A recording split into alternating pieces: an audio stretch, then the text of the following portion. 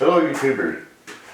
I just want to do a short video on guys out there that do a lot of hunting that want to make your own binocular holder for a tripod.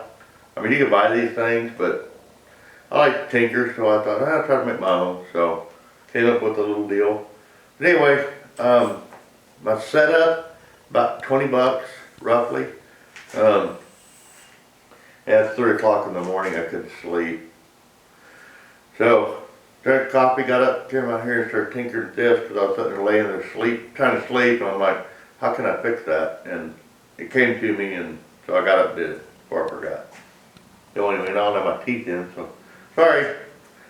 Yeah, I had to have all my teeth pulled not because of nothing bad like drugs or nothing, but I've just had bad teeth all my life. 53 years old, finally had the money, decided to screw it, went and had all my teeth pulled out on top. Usually wear dentures, but not at night, because I don't like having them in, but I have to wear them. So anyway, bear with me on that. But anyway, so getting back to this, so I bought the tripod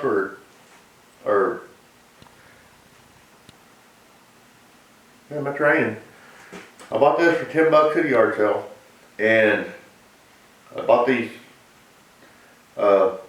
Vulture 15 by 56 Vortex about a month ago.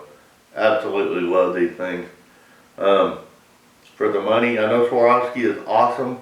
Don't get me wrong, I'm not bashing them at all, but I can't afford to pay 2,000 bucks for a pair of binoculars. So I think I spent like $600-700 on these, and for the money, I've done side-by-side comparisons, and I can't tell the difference myself. Maybe at twilight and at dusk a little bit. But anyway, a little bit on the Vortex. I have went all Vortex scopes.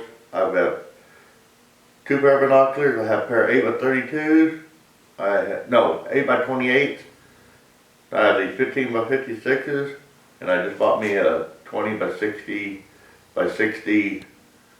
Diamondback spot scope, which I'll show you something on that here in a minute. I love it. But anyway, I'm going to get back to this real quick. So I hope you can see me okay. So what I did is I just had an old bog pod, and I just took me a piece of wood. Let me set these down real quick. I just took me a piece of wood. I'll see if I can show you this. Hope you can see it okay. Can't tell if you can see it. So, here, right there. So I took this piece of wood, I just drilled a big hole in it, right here. Put a big rod, solid rod in it, Gorilla Glued it. And then I had this bog pod, I took it apart, took these pieces off. This was one piece actually, this piece was on this side over here. Cut it in half with a hacksaw, drilled 2 holes, glued these in with Gorilla Glue. So now I just have a piece of wood, piece of rod, these glued in with deals, and my rubber strap that was on my bog pod.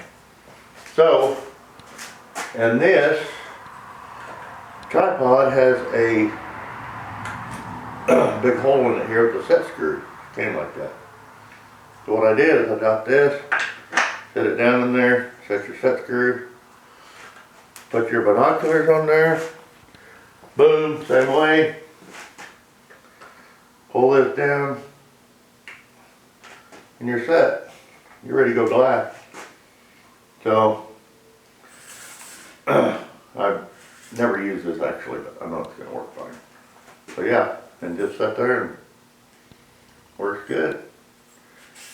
And I did the same thing for my spotting scope. I made a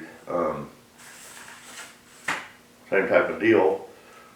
What I did I'm afraid this rubber's going to break because it's kind of old. It'll probably pop me in the face one of these days. But anyway, on my spotting scope, which y'all know what a spotting scope looks like, so I'm not going to go get it, but I just did a piece of bar like this. I drilled a hole in here, put me a screw down in there that would adapt to my spotting scope, of course. And I screwed it in the bottom of the spotting scope, and it stays on because it's not but about so long.